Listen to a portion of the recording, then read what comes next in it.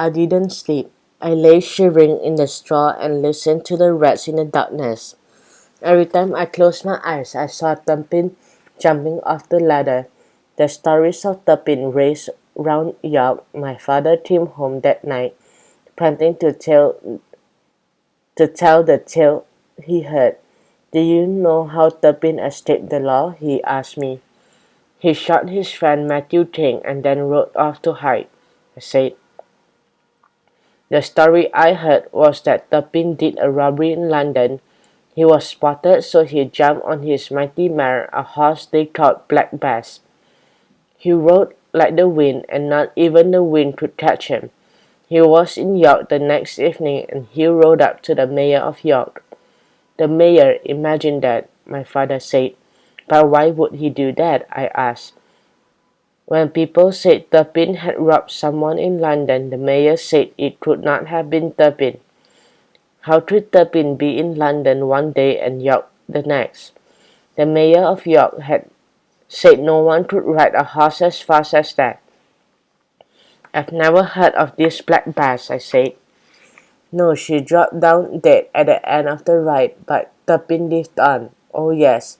Then my father said just what the farmer had said. You haven't heard the last of Turpin. But the next night my father had another tale. As I lay in my straw, I heard my father whisper to my mother, They say the body snatcher will have Turpin before the night is done. I didn't know what a body snatcher was, but the word made me shiver too much for sleep. I got up from my bed and put a sack around my shoulders. I wandered into York to see the grave where Turpin lay. It was in St. George's churchyard. I had to see it for myself. If Turpin was at rest, I thought maybe I could get some rest too. I peered over the churchyard wall and froze. There was a pale yellow light above one of the graves. At first I thought it was a spirit rising from the ground. Then I heard the sound straight of wooden spades. The yellow light was a lantern and the spade was the tools of the body snatchers. I watched as they dragged the coffin out of the soil and quickly filled in the hole.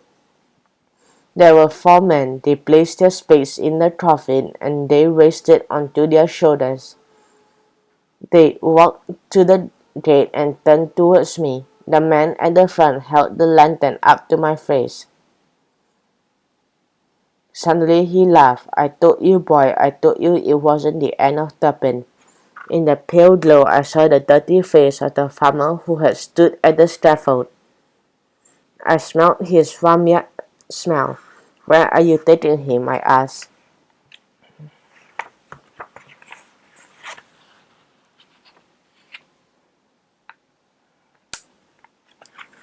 To the sergeant, to Dr. Marmaduke Palms. He'll pay us well, the farmer said. The man set off down the dark streets. I followed. I had the idea in my head that I would never sleep in peace again till Turpin's body was at peace too. I saw the men take the coffin to a house on the edge of town. There they laid it in a shallow new grave in the garden. They went to the door of the house and vanished inside. I turned and ran.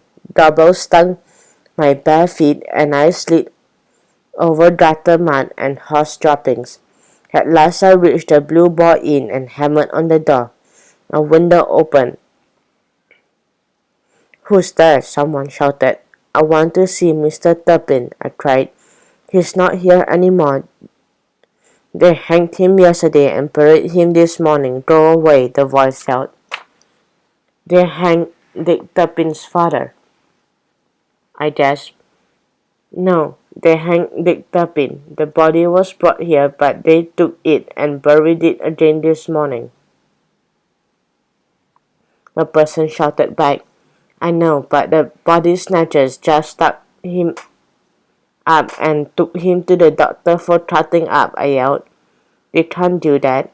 I know, I want you to tell Mr. Turpin to see if he can do something, I cried. "We'll do something, son. Wait there," the voice told me. The window closed, the light flared in the inn, and I could hear angry voices. The rest of the night is as much of a nightmare as the pin slip from the scaffold ladder. A crowd of men and women carried flaming torches down the twisting streets. They followed me in a dream line as I led them to the doctor's gate.